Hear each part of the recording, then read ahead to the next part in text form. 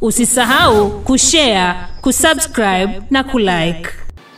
Ni washukuru mapadri wote mliofika hapa na wale ambao hawakubahatika kufika hapa kutokana na sababu zilizo nje ya uwezo wao.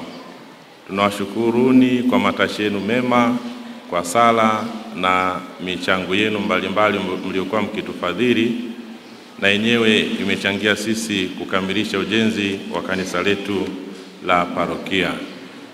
Ni washukuruni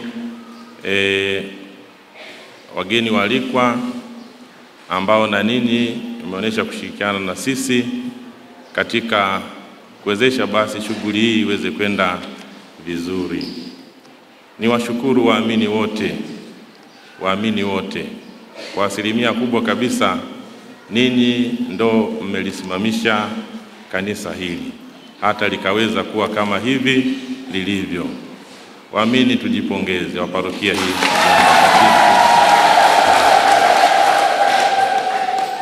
Asanteni sana. Bila ninyi tusingefika hapa tulipo. Kwa namna pekee ni mshukuru Fratelli ambaye anahudumu kwa sasa katika parokia hii akiwa anatumikia awamu ya pili ya uchungaji wake mkubwa, Fratelli Musa Manyanga. Fratelli huyu kwa kweli amenisaidia sana, japokuwa amekuja siku zikiwa zimesogea sana. Amenisaidia sana katika siku chache hizo, amenisaidia sana. Fratelli, Mungu akubariki.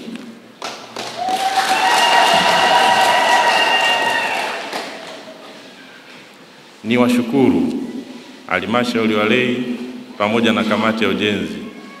Mlikuwa bega kwa bega na mimi katika kupanga mipango, lakini vile vile katika kusimamia uratibishaji wa karimu mbalimbali kwa ajili ya ujenzi wa kanisa hili la parokia. Mwenyezi Mungu awabarikini sana. Ni washukuru nyote kabisa ni washukuruni. Inawezekana sijakutaja, lakini kuna kitu ulifanya. Mwenyezi Mungu ndiye anayeona, na huyo ndiye anayetubariki kutokana na kazi zetu njema. Asanteni sana. Karibuni sana katika parokia ya Mtakatifu Benedikto Abate Ngoma. Mungu ni mwema. Kila wakati.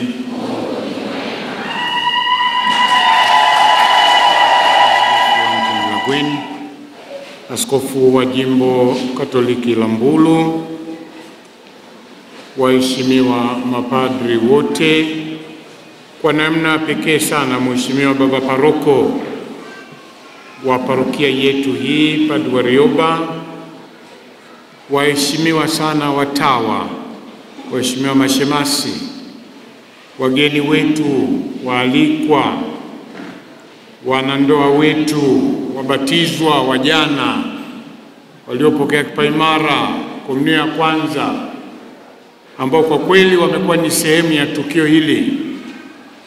Ndugu zangu waamini wote, watoto, wanakwaya na wageni wetu wote, wanangoma, tumsifu Yesu Kristo. Nianze kwa kuungana nanyi nyote kumshukuru Mungu ambaye daima anajidhihirisha alivyo mwema katika yale ambayo mara nyingine katika unyonge na udhaifu wetu tunapanga kama binadamu. Na moja wapo kama mlivyosema ni uwepo wa kanisa hili leo. Kama nilivyogusia kwenye mahubiri, limepita safari ndefu na daima likabaki mikononi mwetu. Ni Mungu peke yake anayejua jinsi alivyotusaidia tusirudi nyuma. Hata tuliposimama tulisimamia pale, hatukukubali kwa kweli kurudi nyuma, na ndio maana tulipoanza tulitokea pale kwenda mbele. Kwa hiyo Mungu anadhihirisha ni mwema, na katika shukurani hizo tuendelee kumuomba kusikiliza sauti yake, na tunagundua umo anavyotupenda na kututakia mema. Kwa hiyo namshukuru sana Mungu pamoja nanyi, asanteni.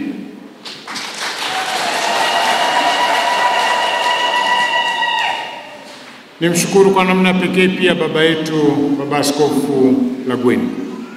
Kama alivyosema, ameni surprise. Mimi nilikuwa hapo kwenye shughuli zangu za kiofisi kama ziara yangu vile vile ya kichungaji, nikashangaa mtu mlangoni anaingia Askofu Lagweni. Wakati jana usiku tuliongea, basi hakuniambia hata kama anakuja.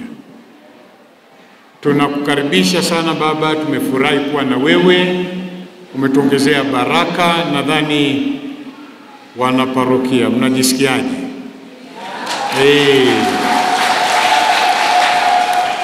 Kanisa hili kubarikiwa na maaskofu wawili tena bila matarajio ni baraka kubwa. Baba, tunakushukuru kwa ukarimu wako.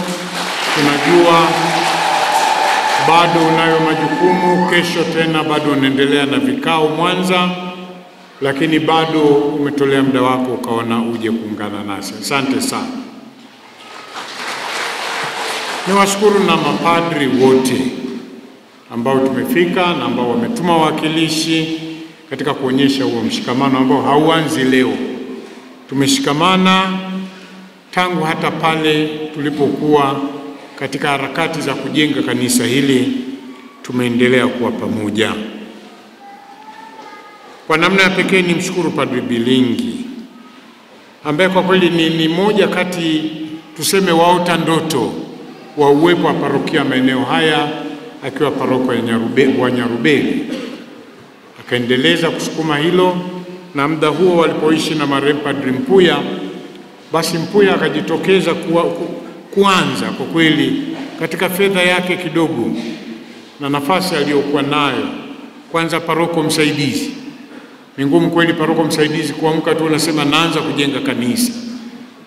Baba huyu alifanya katika umri wake mfupi alioishi ndani ya upadre, na akamaliza maisha yake kwa muda mfupi kabisa, bado alitenda ile. Tunamwombea pumziko la amani, na kama yuko huko kwa Mwenyezi Mungu nadhani anafurahi. Tunaelewa alikuwa ni baba wa kicheko na furaha daima. Mimi ninaamini anafurahi nasi. Hawa walianza ile tamaa njema na kutufundisha kwamba mambo mema yanatokana vile vile na kusikiliza ile hamu tunayokuwa nayo ndani. Kama ni njema, Mungu ni mwema kweli, anatupa nguvu, tunatekeleza. Na baada ya hao, na washukuru sana Padri Chagula, mwanzilishi wa parokia hii Benedict, na akatuwekea msingi wa Mtakatifu Benedikto, na hatimaye paroko aliyemfuata Padri Deusi Maila, huyu yuko Hispania, nadhani anatufuatilia sasa hivi katika mitandao, mara nyingi yuko nasi, na baadaye yeye Padri Warioba naamini na najua mmepigana naye vita kubwa. Muda fulani nadhani angekuwa sio Mura huyu tungerudi nyuma. Hapo ndio alionyesha ukuria wake kweli, akasema tutakwenda mbele. Asante sana. Akaishi jina hilo la Warioba, hakukata tamaa. Mnaelewa kuna nyakati ni kama alikuwa karibia anabaki peke yake, mesambaa, anawakusanya, rudisha kundi moja, tunaenda. Leo tunafurahi tunapobariki kanisa. Hayo yalikuwa ni mapito ili kufanya kanisa ili lionekane si la kwetu, ni mali ya Mungu. Ndio maana tunaingia gizani unapodhani ni sisi, kama pengine taifa teule walivyofanya, lakini tulipomuona Mungu, tulipoona ile nyota, tulipoona lile wingu na moto, tulikusanyika tena tukaenda. Lakini moja kubwa ninalojua, wajibu na faida ya kuwa na mchungaji. Baba huyu pamoja na kwamba pengine fedha yeye hakutoa, lakini amekuwa ni kinara wa mawazo, maelekezo, na hata naweza mkaona baadhi ya vitu kwa kweli ubunifu wake ambao ameufanya. Kama alivyosema, pamoja na wengi walioshirikiana, dakika za mwisho ameshirikiana na frateli wetu Musa. Kiasi kwamba jana nilianza kutafuta Musa ameenda, kamba ameenda Mwanza kupokea tabernakulo. Ameingia usiku, ameshughulika mpaka akakisha tabernakulo iko hapa na imeegeshwa hapo. Tunawashukuruni sana. Lakini hawa ni wachungaji, viongozi wetu. Ni ninyi watu wote ambao mliona mapenzi mema. Kwanza kabisa ni wanaparokia. Tumejenga kanisa hili kwa mazao, tunaelewa, ambao ndio utajiri wetu. Ni kanisa karibu la mpunga hili. Mmetoa mazao yenu, mifugo yenu na fedha kidogo, mkiwapa wajibu viongozi wenu na wachungaji wenu kuangalia jinsi ambavyo utajiri Mungu anawapa ninyi kama watu wanaowatumikia. Wasiombe zaidi ya hilo. Ni kama unaona yule kiwete anaenda kuomba kwa Yohane na Petro, wanamwambia hatuna fedha wala dhahabu, ila kwa jina la Yesu tutakupa tulicho nacho. Mmefanya hilo. Wengi mmeleta mazao, mmeleta mifugo, na hawa wakayageuza hayo sasa kwa jina la Yesu, ndio tukapata fedha daima ya kuendelea na ujenzi. Hii inatupa taarifa gani? Kanisa hili ni la kwetu, sio la paroko. Padre Warioba ni mtumishi hapa, kesho hata leo pengine anaweza akahamishwa. Kanisa linabaki lenu. Mlipende, mlitunze, muangalie jinsi ya kuliendeleza zaidi, lisikomee tu hapa. Mazingira yake, vigango vyake, na hata ikiwezekana lianze kuzaa makanisa mengine mazuri ndani ya parokia yetu. Tukishikamana tunaweza, na tukaonja kabisa ndani ya parokia makanisa yote ni yetu, tumefanya kwa pamoja. Tukiishi hilo kwa mchungaji yoyote atakayeletewa, tukamweka na kumwonyesha karibu kanisani kwetu, tutakwenda. Kumbe langu ni kuwatakia matashi mema ndugu zangu, kuanzia makatekista, waumini wengine, watoto, wazee, vijana, kushikamana na kwenda pamoja. Kwa sababu hata mila zetu zinatuambia budo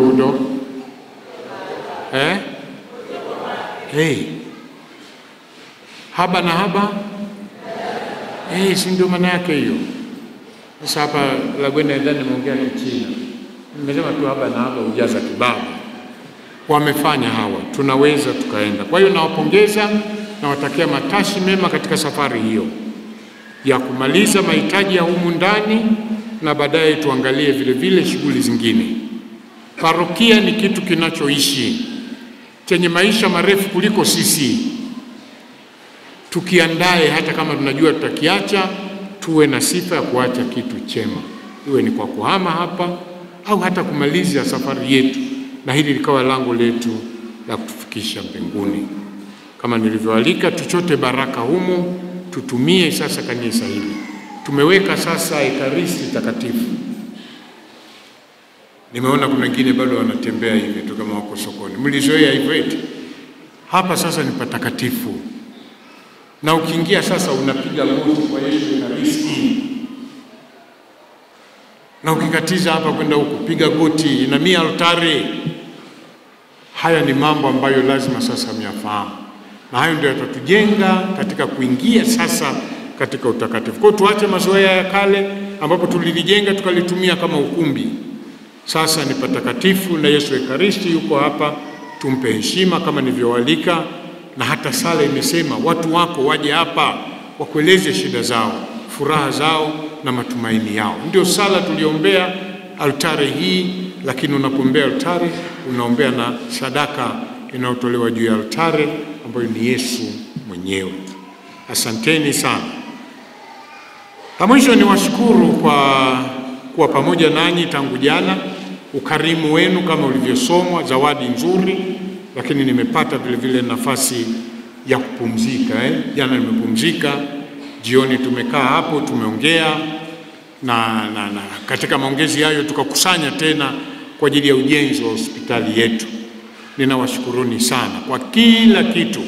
ambacho mmetolea kwa ajili ya kutegemeza jimbo letu na shughuli mbalimbali za maendeleo. Asanteni sana. Nawatakia baraka ya Mwenyezi Mungu. Baada ya ziara yangu, muendeleze yale ambayo tumeongea kama mwongozo wetu tena kwa kipindi kijacho, lakini kubwa zaidi ni kumwomba Mungu apokee yale ambayo ni matamanio yetu na atuelekeze kama yanatupeleka katika wokovu, atutimizie, na kama basi ni matamanio hivi hivi, Mwenyezi Mungu mwenyewe anaelewa.